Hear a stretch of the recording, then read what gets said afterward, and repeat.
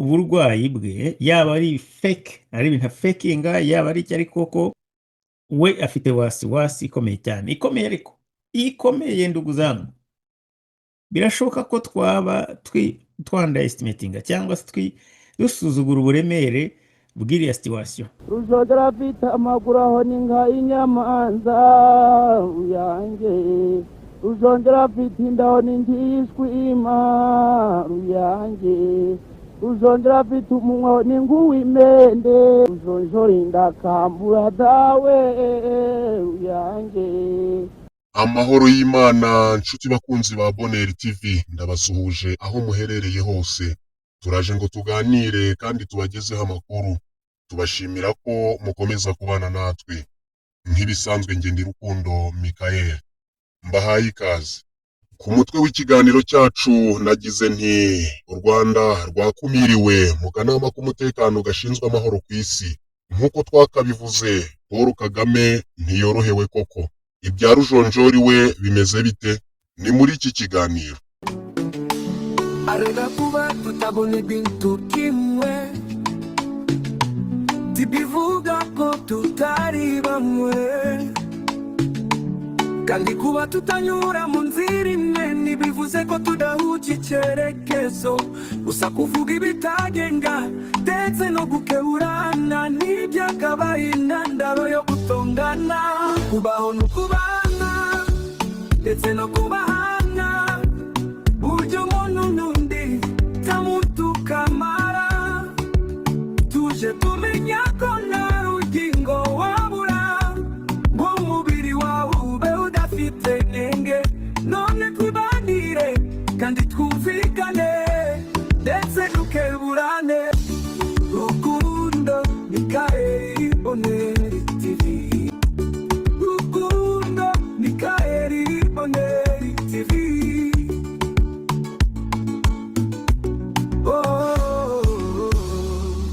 Reka duhere kuri iyi nkuru ya Paul Kagame ivuga ko atorohewe muri iyi minsi.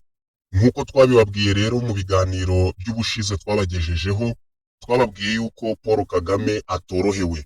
Yemwe tunarabirambura tuvuga na zimwe mu mpamvu zigaragaza ko atorohewe. Tunababwira ko mu minsi ya vuba muzabona ibimenyetso nk'uko byatangiye kwigaragaza. Benshi barashidikanyaga bakavuga bati ibyo ngibyo si byo, cyangwa se ni ibihuha, ni propagande, ariko noneho hari ibimenyetso bifatika. Dukuyeho iki ngiki cyo kuba atarabaye umwe mu bafunguye irushanwa ry'amagare yabereye mu Rwanda, akaba yari yigendeye, ndetse no kuba atari umwe mu bitabira iyi nama y'akanama k'umutekano gashinzwe amahoro ku isi, UN General Assembly, nacyo ni ikimenyetso gikomeye kigaragaza ko ibyo twababwiye bifite ishingiro. Ariko noneho kandi nyuma y'uko avuye muri Azerbaijan ntabwo yigeze ataha, ahubwo yerekeje mu gihugu cy'Ubudage, aho bivugwa ko agiye gukorerwa check up bitewe n'ikibazo afite cy'uburwayi, dore ko mu Budage ari naho bari baramupfumuriye wa mutwe we kugira ngo bakuremo igishorobwa cyari kirimo mu minsi yashize. Mwarabibonye ko umutwe we bari barawusatuye, hari hakiri inkovu. Ubu rero bikaba bivugwa ko nanone hakaba hari n'amakuru avuga ko nyuma yo kuva mu Budage arahitira ko ajya i Cairo mu Misiri, dore ko mugenzi we Rujonjori atashye avuye muri Azerbaijan yanyuze i Cairo mu Misiri nyine nk'uburyo bwo gutegura urugendo Paul Kagame yagombaga kuhakorera akimara nyine kuva kwikorogoshoza hano mu Budage. Bwaba ari uburyo bwo kugira ngo agaragaze ko arwaye, ngo abonereho gukwepa isinwa cyangwa se ishyirwaho umukono ry'amasezerano y'amahoro hagati y'igihugu cy'u Rwanda ndetse na Repubulika Iharanira Demokarasi ya Kongo, yagombaga gushyirwaho umukono hagati ye na mugenzi we wa Repubulika nyine ya Demokarasi ya Kongo, Felix Antoine Tshisekedi Tshilombo. Ariko noneho Perezida Paul Kagame nk'uko yakomeje gukwepa iri sinywa ry'aya masezerano, n'ubu ngubu akaba akomeje kugenda azerera mu bihugu by'amahanga, bisa no gukwepa uyu muhango wo gushyira umukono kuri aya masezerano. Benshi ugasanga bibateye urujijo bavuga bati uyu mugabo irushanwa ry'amagare ku rwego rw'isi ryabereye mu Rwanda ntiyahaboneka ngo arifungure anagaragaze ko yifatanije n'abanyarwanda muri aya mahirwe u Rwanda rwagize rukakira narwo irushanwa mpuzamahanga ku rwego rw'isi. Ntiyahabonetse, dore ko we na Rujonjori mbere ho gato kw'aya marushanwa atangira bari barangije gufata rutemikirere, bagiye mu gihugu cya Azerbaijan nk'uko twabivuze haruguru. Afghanistan, Pakistan, Kazakhstan, Azerbaijan, muri bya Iran, Iraq, hafi aho ngaho muri bya bihugu bitajya imbizi na Amerika cyane. Agira ibibazo bikomeye igihe ari mu ruhame bishobora gutuma yagaragara nabi yuko u Rwanda ruyobowe n'umuntu umeze nka kadahumeka, n'umuntu udashobotse, n'umuntu udashoboye, n'umuntu utakiri umuntu nyamuntu ushobora kuba nawe afite ubushobozi nyine bwo kuba yahagararira igihugu nka perezida wa repubulika.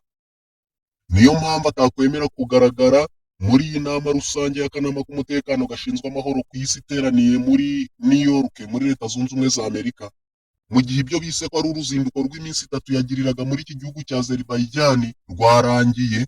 Uwo bari kumwe James Kabarebe yatashye, Paul Kagame we yahise akata yigira mu Budage. Iri tavuze umwe rero, kuko irivuze umwe abenshi baryita ko ari amatiku cyangwa se ari ibihuha.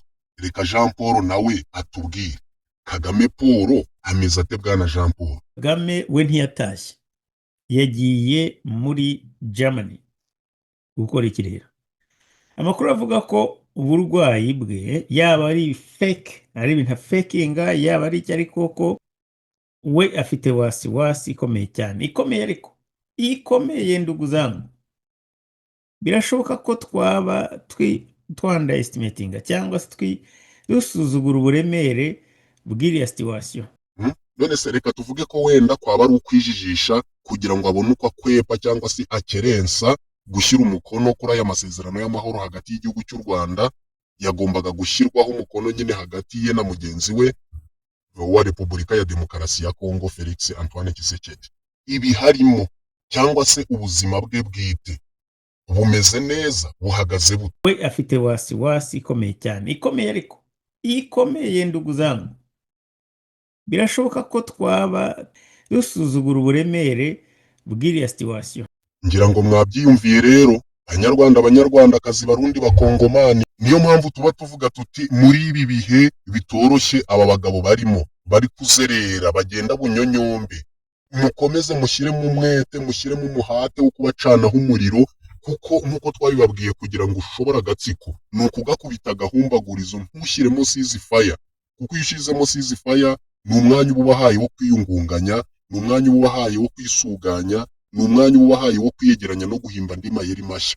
Hari uwambajije ati mbese kubera iki Paul Kagame yaba afite icyo kibazo cy'uburwayi, icyo kibazo gikomeye, ari kumwe na mushuti we James Kabarebe Rujonjori, akaba atamuherekeje ngo ajye kuba yamwitaho amurwaze. Ndamubwira nti rwose ntabwo uhitwa afatwa n'uruka. Ubu se James Kabarebe we n'uwuhe uko mumubona nk'uko tumaze iminsi tubibabwira? Ubu we ntakeneye abamwitaho, ntakeneye kondorwa. Sinzi uwahoze ambwira ngo yaba yararwaye imanika, ngo nyuma y'uko afatiwe ibihano, ngo cyangwa se ngo yaragize ihungabana. N'ibyo ihungabana ryo bararifite, ntibakirya ngo bibagere ku nzoka. Nguyu rwose yibereye nka Rujonjori twumvaga mu migani. Burya ngo umugani ugana kariho, Abanyarwanda bari abahanga, bacaga imigani twe tukayumva nk'ibintu bisekeje byo kuturuhura mu bwonko. Yego nibyo koko, ariko burya nk'uko Abanyarwanda bakomezaga kuvuga ngo umugani ugana kariho, dore nguyu Rujonjori twabwirwaga mu migani, dore nguyu Rujonjori bavugaga ngo afite amaguru nk'ay'imende, dore nguyu Rujonjori bavugaga ngo afite inda nk'iy'urushwima.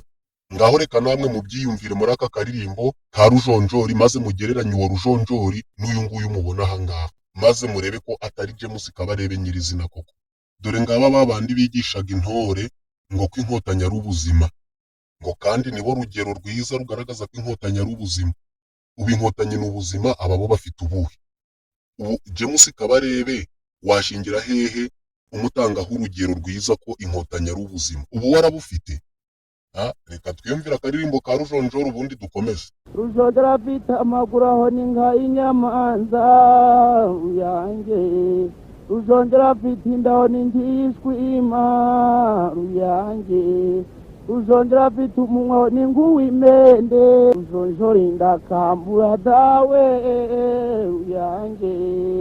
Perezida Antoine Tshisekedi Chirombo wa Repubulika ya Demokarasi ya Kongo, Felix Antoine Tshisekedi Chirombo Faci Beto, ubu ngubu niwe visi perezida w'iyi UN General Assembly. Bishatse kuvuga ko imyanzuro yose izajya ifatwa, bazajya baravuga bati imyanzuro yose izajya ifatwa agomba kuzajya abanza yayinyuza mw'iki amaso, azajya abanza kuyisesengura, narangiza avuga ati iki ngiki ndabona kidakwiye kujya muri iyi myanzuro, ndabona hari ikibura, ndabona hari icyavamo. Ese uko muzi Paul Kagame akunda ibyubahiro, yakundaga high table, azemera kwicara noneho mu ntebe zisanzwe zitari za zindi zo kuri high table, hanyuma yitegereze nyakubahwa vice perezida wa UN General Assembly Faci Beto ari imbere kuri high table, hanyuma perezida wa Repubulika y'u Rwanda Paul Kagame naramuka agize amahirwe nibura yo guhabwa ijambo kugira ngo agire icyo avuga, abanze kuvuga ngo nyakubahwa perezida wa UN General Assembly, nyakubahwa vice perezida wa UN General Assembly. Icyo kintu muracyumva? Kandi ni wa wundi wavugaga ngo perezida wa Repubulika ya Demokarasi ya Kongo Felix Antoine Tshisekedi Chirombo ngo arasekeje, ngo ni umuntu wacuruzaga pizza, ngo kandi izo pizza nazo ngo atarize, ngo ni umuntu yacururizaga, ngo aho bazikoze, ngo kuba perezida kwe ngo ni ibintu bitangaje, ngo kuko ngo bari babuze uwo bashyiraho nyine, ngo baraterura ngo po. None wa muntu amubereye chairman, ayoboye isi, mu bihugu abereye umuyobozi, n'igihugu cy'u Rwanda kirimo, Burundi burimo, China irimo, USA irimo ariko ni igitangaza ko Uburusiya burimo. Ubu bagiye isi igiye kuzajya ihura n'ikibazo runaka, niba bashaka guterana, mubo biyambaze vice perezida mubo biyambaze vice perezida wa UN General Assembly nyakubahwa Faci Beto. Ya M23 yarangije gutaha, yavuye i Doha muri bya bicupuri ngo ni amasezerano bari barimo, bari barabeshye M23 ko nayo ifite ijambo, nyamara y'amasezerano yararangijwe, dore ko bavuze yuko amasezerano yasinyiwe i Washington ari afite agaciro, ayagombaga gusinyirwa i Doha ntacyo yagombaga guhindura kuri aya masezerano. Rero karana agatwe bari barabaki none bazongera gutabariza nde? Kubahanganya ari wowe gutabazwa. Rwanda abo rwaborogeraga, ubu ngubu noneho rugiye kuzajya ruboroga, rutabaze uwo rutabaza niwe ruhanganye nawe. Ariko icyo kintu murumva uburemere bwacyo. Bakundi bavugaga ngo bagiye guhaguruka ngo bamagane, bazajya bahaguruka, nibagira inyandiko bandika ngo bari kuyitanga, izagira icyo yigwaho, bazagira uko bayigaho, ibanza igere mu maboko, ibanza igere mu biganza bya Faci Beto, abanza yinyuzemwo amaso, narangiza avuga ati izi nkenya ibyo zakoze ntabwo biri kumvikana, muzisubize yuko ibyo zirimo zikwiye kubivamo. None se bya bimenyetso twababwiraga bigaragaza ko agatsiko kagiye ntibyatangiye kwigaragaza? Wa mugabo wavugaga ngo bazamukura he, abo yabibwiraga ubu ngubu niba ari kuzerereramo, ari mu Budage kwa Tereza Kayikwamo. Uyu akaba minisitiri w'ububanyi n'amahanga wa Repubulika ya Demokarasi ya Kongo. Niho kwa nyirakuru, niho iwabo, mu gihe byamaze kuvugwa ko bagomba gushyirwa ku rutonde rw'ibyihebe rw'imitwe y'iterabwoba ku ruhando mpuzamahanga, ku rwego rw'isi. Urabona ko batangiye gusura mu bihugu bigenzi byabo, muri za Pakistani, Kazakhstani, Azerbaijani, Irani, Iraq, hafi aho ngaho nyine kwa Osama bin Laden, kwa Saddam Hussein. Rujonjori wariko yagarutse. FARDC turayisaba ngo niba yacanye umuriro ikomeze yenyegeze, ishyiremo inkekwe. Niba wazarendo bacanye umuriro nibakomeze benyegeze. FNB nibakomeze benyegeze. Nyakubahwa General Neva, komeza wenyegeze, ntutuze, kuko nabo ntibarambirwa. Shyiramo agatege, muzaruhuke, tuzaruhuke, ari uko tubona ko aba batindi babicanyi b'abahotozi nabo tubashyize hasi, cyangwa se nabo bashyizwe hasi, ibyabo birangiye. Naho mu gihe bagihumeka, mu gihe ukibona Rujonjora ahaguruka akagenda, Kagome bari kumwe yagiye, umenye yuko urugamba rukiri rubisi. Repubulika ya Demokarasi ya Kongo birayisaba gushyiramo imbaraga, igihugu cy'u Burundi biragisaba gushyiramo imbaraga, kubera ko igihugu niba FARDC itsinzwe, mwumve ko na FNB igomba kuba deja yatsinzwe. ariko namwe turabizeye kandi tuzi neza ko ntabwo tuba tubabwiriza icyo gukora, gusa gukeburana nabyo biba ari ngombwa no kugirana inama. Banyarwanda, banyarwandakazi, barundi, bakongomani, uru rugamba twere kuruharirana, reka turugire urwacu, uhaguruke uvuge mu bushobozi bwawe bwose ufite, uko ushobojwe uhaguruke. Niba udashoboye kuvuga, hari ushoboye kuvuga, mwegeranye mutera inkunga mu bushobozi ufite. Niba udashoboye kugira ibyo ugaragaza, hari ubishoboye mwegeranye, hari ubishoboye uzi, mutera inkunga we abigaragaza. Dukora ibiganiro ukajya kubona ukabona barabihagarikishije, waba uri mu kiganiro ukabona bagikuyeho, ukajya kubona ukabona bitewe n'ingingo wavuzeho iviza igaragaza ishyira hanze amabi y'agatsiko, ukajya kubona ukabona baragihagarikishije. Ariko biba byiza iyo ikiganiro gifite like. Izo like YouTube irareba ikavuga iti iki kiganiro bari kurega ko wenda bavuzemo ibintu runaka gutya na gutya, kuki abantu bagikunze. Ngiki cyo like zimaze. Niyo mpamvu tubabwira ngo mukore like, nibikunda mukore share. Ubushobozi bwanyu ubwo ari bwo bwose, inkunga yanyu ariyo yose muri uru rugamba rwo guhangana n'agatsiko ka FPR Inkotanyi irakenewe. Iyi ntambara ntuyiharire mugenzi wawe, iyi ntambara ntituyiharire bamwe, reka twese tuyigire iyacu. Kuko ubu ngubu FPR uko imeze uku nguku, imeze nk'inzoka batemye umurizo, imeze nk'inzoka batemye umurizo, kandi urabizi inzoka uyitemye umurizo cyangwa ukawukomeretsa uko bigenda, irasara ikarushaho kuryana. Niyo mpamvu ubu ngubu tugomba gushyiramo imbaraga ziruse n'iza mbere, kugira ngo dushakishe uburyo iyi nzoka tuyimena umutwe. Kuko iyi nzoka utarayimena umutwe, byanze bikunze nta cyizere uba ufite yuko isaha n'isaha itakurya. FPR rero aho igeze aha ngaha yakomerekejwe umurizo barawukase, igihimba imbavu barazimennye, ariko umutwe urakinyagambura. Niyo mpamvu umugani wa Mbayahaga, uku nguku batera amaguru basambagurika bavuga ubugambo bwinshi, hari benshi bashobora kubigenderamo. Nubwo rero FPR iziritse, hakenewe abantu bo kuyikanyanga. Mu bo kuyikanyanga nawe ugomba kubamo, mu bo kuyikanyanga buri munyarwanda arimo, mu bo kuyikanyanga buri mukongomani ushaka amahoro n'umutekano by'akarere arimo, mu bo kuyikanyanga buri murundi ushaka amahoro n'umutekano arimo. Abatanzaniya nabo barimo. Nahoze mbona umutanzaniya uri kugaragaza amabi ya FPR Inkotanyi, amayeri bakoresheje kugira ngo jenoside igerweho, hanyuma babone uko bazaramba ku butegetsi.